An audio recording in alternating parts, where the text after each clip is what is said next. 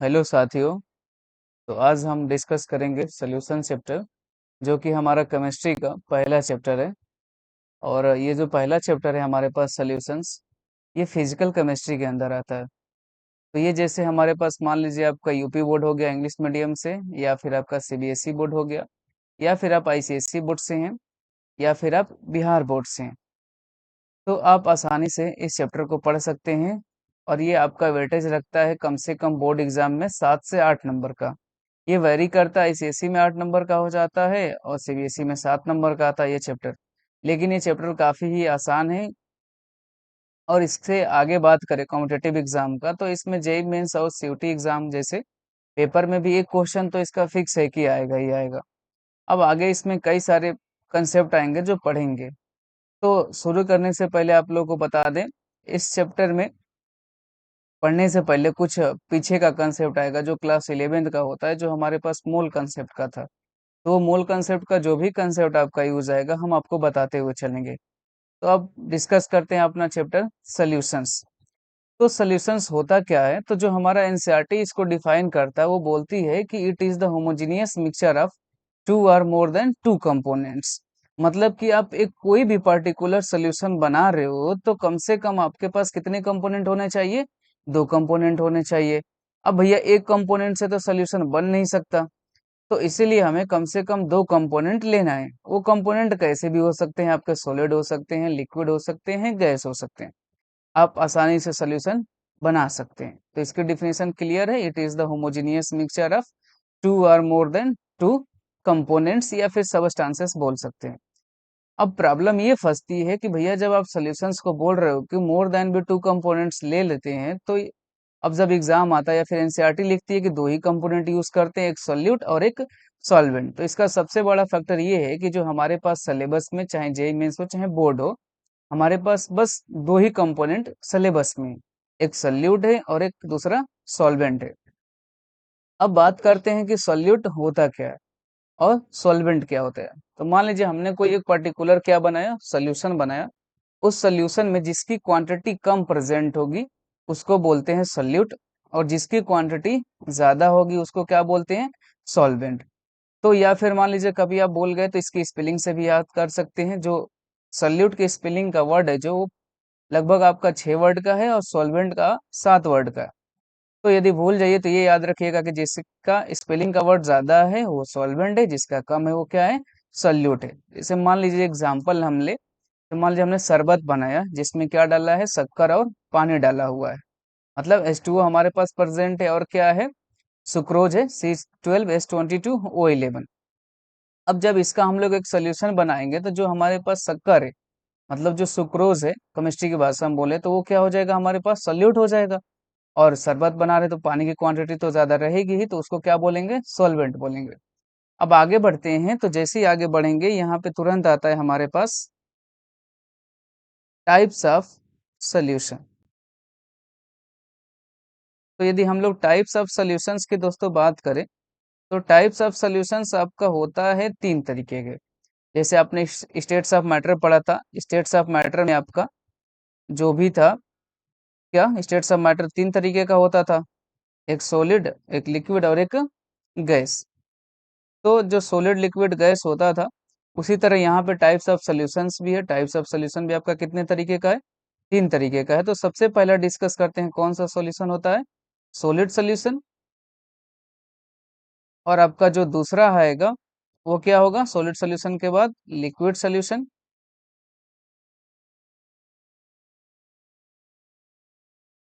Liquid solution. और जो आपका थर्ड सॉल्यूशन है वो हमारे पास क्या है? Gaseous solution. अब 3 तरह के सॉल्यूशन हो गए, लेकिन जब आप इसको एनसीईआरटी आप ओपन करेंगे या फिर आईसीएसई की कोई भी बुक ओपन करेंगे तो उसमें इसको दिखाता है कि 9 तरीके से इसको हम लोग डिफाइन कर सकते हैं।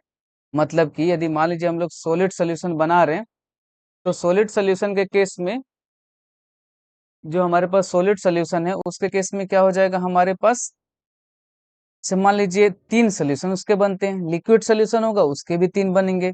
जो गैसियस सॉल्यूशन होगा उसके भी कितने बनेंगे? 3 बनेंगे। तो इस तरीके से हमारे पास 3 3 6 3 9 सॉल्यूशन हो गए। लेकिन जो मेजर कंसेप्ट है सॉल्यूशन का वो 3 ही तरीके का होता है, वो उसका सब पार्ट है।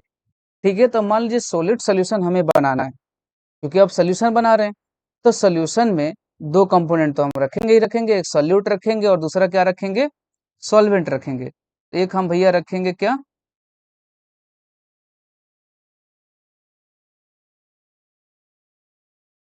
एक रखेंगे हम लोग सोल्यूट और दूसरा रखेंगे सॉल्वेंट। तो मान लीजिए हमने एक रखा क्या, सोल्यूट, और एक हमने दूसरा रखा है क्या, सॉल्वेंट। अब क्योंकि हम यहाँ पे बना रहे थे सॉलिड सॉल्यूशन, तो इसमें सॉलिड की जो कंसंट्रेशन होगी या फिर क्वांटिटी होगी वो क्या होगी, ज्यादा होगी कंपेयर टू सॉल्यूट, तभी तो डिसाइड कर पाएंगे कि क्या है हमारे पास, सॉलिड सॉल्यूशन है। तो इस केस में जो हमारे पास सॉल्वेंट है, सॉलिड सॉल्यूशन के केस में जो सॉल्वेंट है हमेशा क्या होगा, सॉलिड होगा। लेकिन जो सॉल्यूट सॉल्यूट है इसको आप गैस डाल सकते हो, लिक्विड डाल सकते हो, या फिर क्या डाल सकते हो, सॉलिड डाल सकते हो।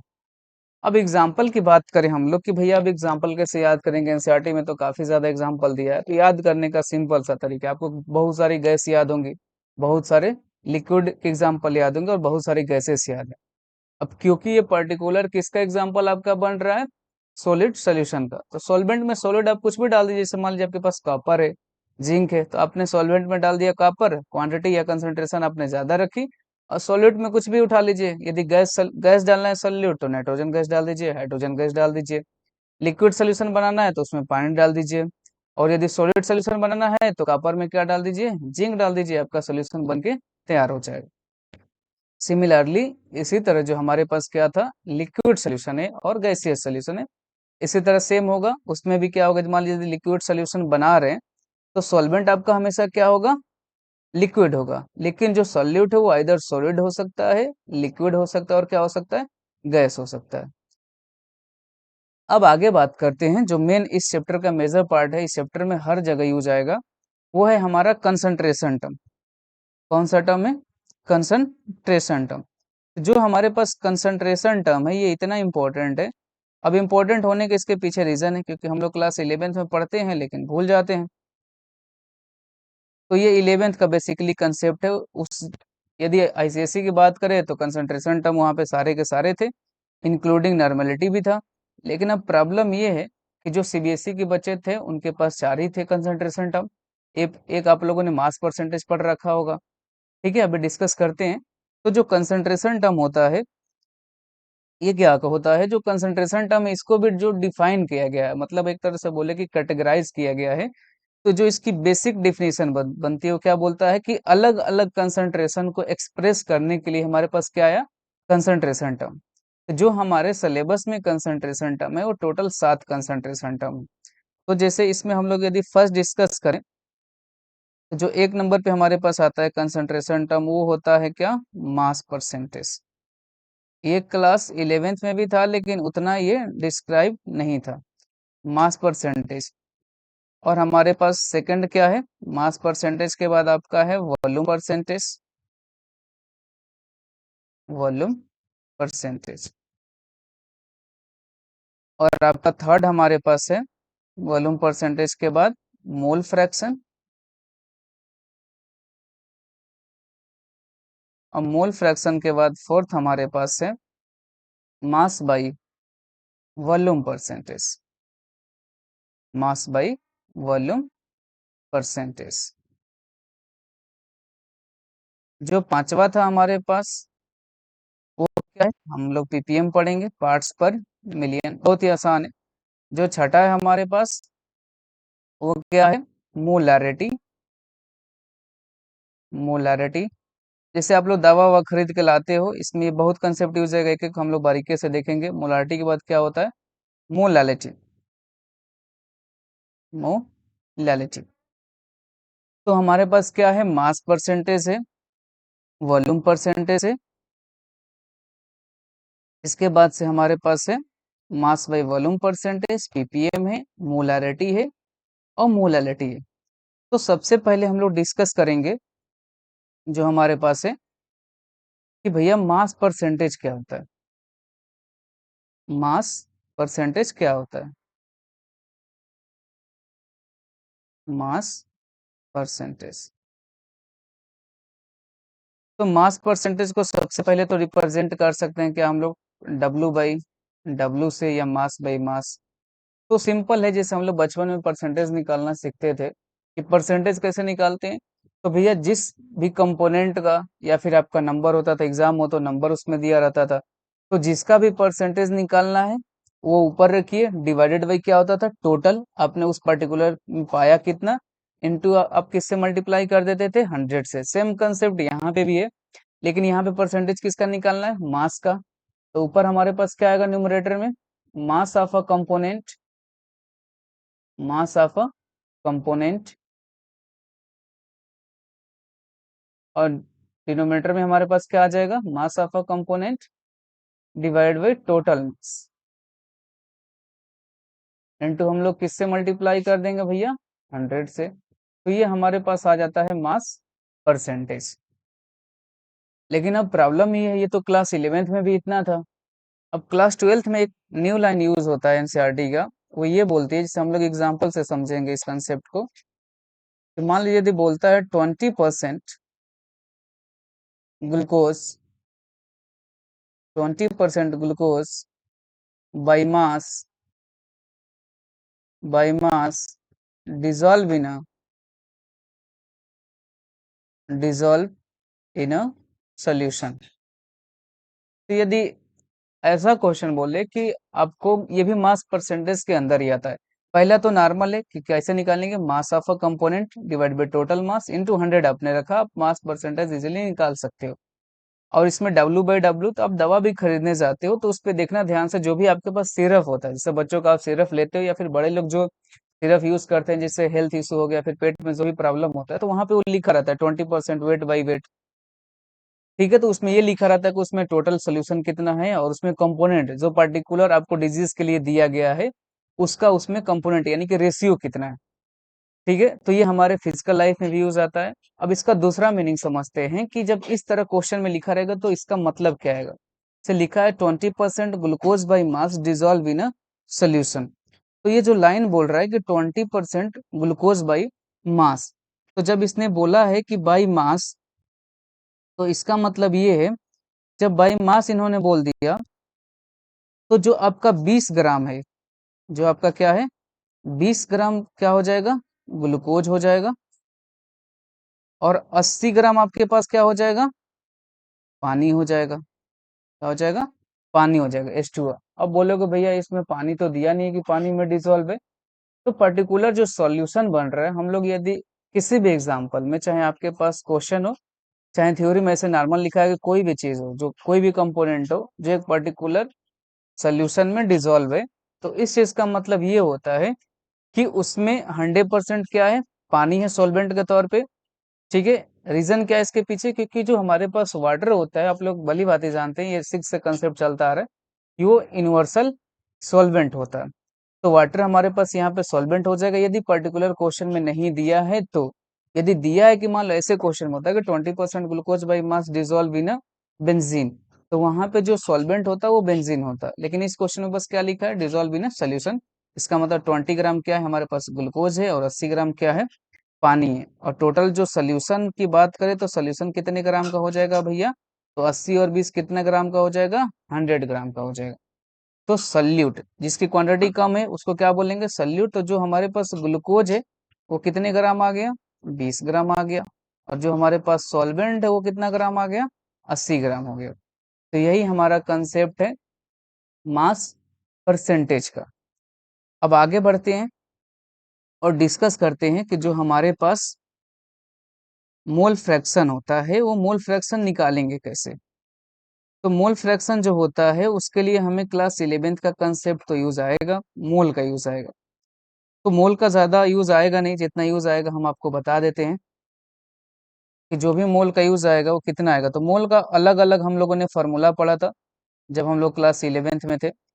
तो वहां पे ये पढ़ा था हम लोगों ने कि जो भी मोल होगा भैया, उसमें पहला तरीका ये होता था कि सॉलिड सोल्यूशन के लिए मोल निकालो, दूसरा क्या होता था, लिक्विड सोल्यूशन के लिए, थर्ड होता था यदि नंबर दिया हो, और चौथा होता था इन गैसियस स्टेट। लेकिन इस चैप्टर में हमारे पास केवल एक ही फॉर्मूला यूज आएगा, वही अपना सॉलिड सोल्यूशन होगा, जो कि होता था, यदि डिस्कस कर लेते उसको भी, मोल इज इक्वल टू जिसको रिप्रेजेंट करते हैं स्मॉल एन से, इज इक्वल टू होता था गिवन मास या फिर given weight, given mass divided by molar mass, या फिर given weight divided by atomic weight. यदि एटम है तो एटॉमिक वेट रखते हैं, मोलिक्यूल हो तो मोलर मास रखते हैं, या फिर कंपाउंड हो तभी भी क्या रखते हैं, मोलिकुलर वेट रखते हैं। तो अब यहाँ पे एक क्वेश्चन कर लें हम लोग। तो मान लीजिए हमारे पास फर्स्ट क्वेश्चन है कि भैया 17 ग्राम 17 ग्राम क्या है, अमोनिया, NH3। NH3 हमारे पास क्या है यहाँ पे, अमोनिया। तो हम लोग भैया जानते हैं यहाँ पे गिवन वेट कितना दिया गया हम लोग को, हम लोग को यहाँ पे दिया गया है given weight is equal to 17 gram. अब प्रॉब्लम बच्चों की फंसती है कि भैया मोलर मास कैसे निकालें। तो काफी बच्चों को मोलर मास याद होता है, जैसे यहाँ पे नाइट्रोजन है और हाइड्रोजन है, तो हम आपको साइड में निकाल के दिखा देते हैं। जिससे मान लीजिए हमारे पास अमोनिया है, तो निकालने का तरीका क्या होता है, एक नाइट्रोजन का 14, बीच में क्या लगाएंगे, केमिस्ट्री है तो मैथ्स, एक हाइड्रोजन का एक, तीन हाइड्रोजन का तीन, तो 14 तीन कितना होगा, 17, यानी कि 17। तो आपको दिक्कत नहीं होने वाली इसमें। जिन बच्चों को याद है उनके लिए तो और अच्छी बात है, जिनको नहीं याद है उनके लिए और उससे भी बड़ी अच्छी बात है। क्यों? क्योंकि ये एग्जाम में आपको दिया रहेगा, चाहे बोर्ड का एग्जाम हो चाहे कॉम्पिटेटिव का एग्जाम हो। हाँ, बशर्ते ये हो सकता है कि डायरेक्ट भी दिया हो कि अमोनिया का मोलर मास कितना होता है, 17 ग्राम, या फिर एक एक का दे दे कि आपके पास नाइट्रोजन का 14 ग्राम होता है और एक हाइड्रोजन का एक होता है, तो आपको ऐड करके निकालना पड़ेगा। तो हमारा मोलर मास कितना आ गया, 17 आ गया। तो यहाँ से हम लोग बोल सकते हैं एन इज इक्वल टू, यानी कि mole is equal to 17 divide by 17, cut पीट के हमारे पास कितना आएगा, 1 मोल आ जाएगा। तो यही मोल का हम लोग का यूज आएगा मोल फ्रैक्शन में। तो मोल फ्रैक्शन को अब डिस्कस कर लेते हैं। तो मोल जो फ्रैक्शन होता है, पहले हम लोग पढ़े थे मास परसेंटेज, अब पढ़ने जा रहे हैं क्या, मोल फ्रैक्शन। तो जो भी हमारे पास मोल फ्रैक्शन होता है, ये क्या होता है कि हम लोग मोल फ्रैक्शन भी दो कंपोनेंट से ज्यादा का निकाल सकते हैं। लेकिन प्रॉब्लम ये है कि हमारे पास सिलेबस में दो ही कंपोनेंट यूज करने हैं, सॉल्वेंट और सॉल्यूट, तो इसलिए दो ही कंपोनेंट के लिए निकालेंगे। तो मोल फ्रैक्शन परसेंटेज की तरह होता है, लेकिन परसेंटेज किसके रिस्पेक्ट में होता है, 100 के रिस्पेक्ट में। और वैसे ही मोल फ्रैक्शन हो जाएगा हमारा 1 के रिस्पेक्ट में। तो बस यही हल्का सा डिफरेंस है, परसेंटेज 100 के बीच में होता है और हमारा मोल फ्रैक्शन 1 के रिस्पेक्ट में होता है। यानी कि मान लीजिए हमारे पास ये कोई एक कंटेनर है, इसमें क्या है, N1 मोल है। ये एक दूसरा कोई कंटेनर है, इसमें क्या है हमारे पास, N2 मोल है। तो यदि N1 का मोल फ्रैक्शन निकालें, क्या निकालें, मोल फ्रैक्शन। तो मोल फ्रैक्शन को यदि बता देते हैं दोस्तों, मोल फ्रैक्शन को हम लोग रिप्रेजेंट करते हैं कैपिटल एक्स से। किसे रिप्रेजेंट करेंगे, कैपिटल एक्स से। तो यदि मोल फ्रैक्शन हम यदि N1 का निकालें, किसका निकालें, N1 का निकालें, तो ये होता है, ध्यान से सुनिएगा, यदि मोल फ्रैक्शन आपको निकालना है तो न्यूमरेटर में हमेशा क्या रखना है, मोल रखना है, और डिनोमिनेटर में भी क्या रखना है, मोल रखना है। कई बच्चे गलती क्या कर देते हैं, मास रख देते हैं और मास से सॉल्व करते हैं, आंसर भी आ जाता है, ऑप्शन में दिया भी रहता है आपको। ये गलती आप लोगों को नहीं करना है।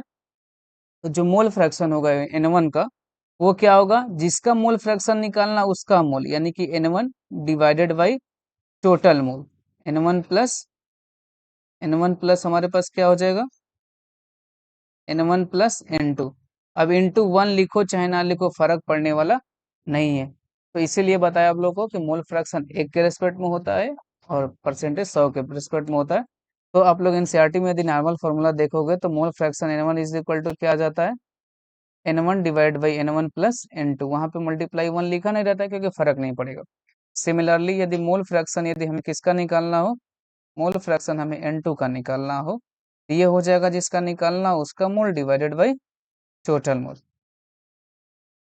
तो इस तरह से हम लोग क्या निकाल सकते हैं, मोल फ्रैक्शन निकाल सकते हैं। अब हमने जैसा कि बताया कि मोल फ्रैक्शन का जो कंपोनेंट होता है वो दो कंपोनेंट के बीच में निकलता है और उनका मोल फ्रैक्शन कितना होता है, 1 होता है। तो यदि दो कंपोनेंट का हम लोग मोल फ्रैक्शन की बात करें, x1 प्लस x2 की वैल्यू कितनी होगी हमारे पास, 1 हो जाएगी। ठीक है, तो इस कंसेप्ट को आप लोग याद रखे रहिएगा, ये हम लोग आगे चल के रॉल्स लॉ में यूज करेंगे। यानी कि एक का मोल फ्रैक्शन पता हो हमारे पास, तो एक का कितना आ जाएगा, 1 में से माइनस कर लेंगे। तो ये याद रखिएगा, जब दो कंपोनेंट का मोल फ्रैक्शन का सम कितना है, 1 है, तो इसका मतलब यदि आप क्वेश्चन में आपको मोल फ्रैक्शन निकालने को दिया है और आप क्या कर रहे हो वहां पे, यदि आपका मोल फ्रैक्शन की वैल्यू 1 से ज्यादा आ रही तो इसका मतलब भली बात है आपका सवाल जो है सही है, बट आपका जो आंसर निकाले हैं वो गलत है। तो मोल फ्रैक्शन की कभी भी वैल्यू 1 से ज्यादा नहीं होगी दो कंपोनेंट का। मान लीजिए मोल फ्रैक्शन किसी पर्टिकुलर गैस का 1 है तो दूसरे वाले का 0 हो जाएगा। मान लीजिए दो गैसेस हैं, एक हाइड्रोजन है एक अमोनिया है, एक का मोल फ्रैक्शन है 0.4 तो ऑटोमेटिक दूसरे वाले कितना हो जाएगा 0.6 हो जाएगा। एक क्वेश्चन कर लेते हैं हम लोग। तो मान लीजिए हमारे पास एक एग्जांपल हमने लिया, सेम एग्जांपल ले लेते हैं। एक 17 ग्राम अमोनिया है और इसी में डिजोल्व है क्या हाइड्रोजन ले लेते हैं 4 ग्राम हाइड्रोजन गैस। तो सबसे पहले देखिए क्वेश्चन दो तरीके का आएंगे इसमें, या तो आपको मोल दिया रहेगा ऑलरेडी और नहीं तो आपको मोल निकालना पड़ेगा। तो जो 17 ग्राम अमोनिया इसका मोल निकालेंगे, मोल इज इक्वल टू ये 17/17 अभी हमने निकाला भी था, मोल आपका कितना आ जाएगा 1 आ जाएगा। और 4 ग्राम हाइड्रोजन गैस की बात करें तो इसका मोल कितना आ जाएगा, अमोनिया वाले को N1 मान लेते हैं और इसको हाइड्रोजन वाले को N2 मान लेते हैं। तो यहाँ से हमारे पास मोल कितना आ जाएगा, गिवन मास 4 है, मोलर मास हाइड्रोजन का 2, तो कट पीट के कितना आएगा 2 मोल आ जाएगा। तो हमारे पास मोल मोल आ चुके हैं। अब निकालेंगे मोल फ्रैक्शन। तो mole fraction x1 is equal to जिसका निकालना उसका मोल यानी कि 1 डिवाइड बाई टोटल मोल यानी कि 1 प्लस 2, तो ये कट कितना आएगा 1/3। दूसरे वाले का निकाल लेते हैं मोल फ्रैक्शन ऑफ x2, तो वो कितना आ जाएगा, कितना मोल है उसका 2 डिवाइड बाई टोटल मोल यानी कि 1 प्लस 2, ये हमारे पास आ जाएगा कितना 2/3।